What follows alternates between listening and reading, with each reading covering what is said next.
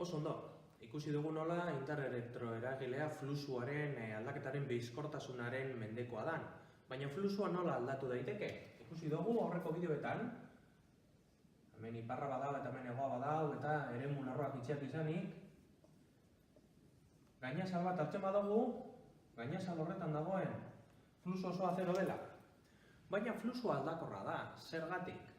Fluxua bada, azalera batetik zenbat indukzio lerro edo zenbat eremu lerro pasa egiten dire. Biderkaketa eskalar bat, orduan bada modulua, bider modulua, bien artean sortzen dan angeluaren kosenoa. Nola aldatu daiteke fluxua? Aldatu daiteke eremua aldakorra bada, eremua aldatzen badugu, fluxua aldatuko da, bai, eremuaren balioa aldakorra izan daiteke.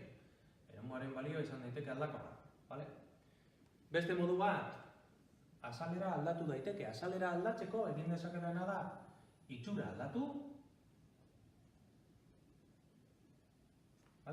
Itxura aldatzen badut, baldin badaukat hau, hemen azalera bat daukat, mugitu iten badut hau, beste azalera bat aukiko dut, edo horrelako itxura bat baldin badauk, horrelako itxura ematen badiot, hemen azaleran aldaketak egongo dira, hortaz fluxuan aldaketak egongo dira.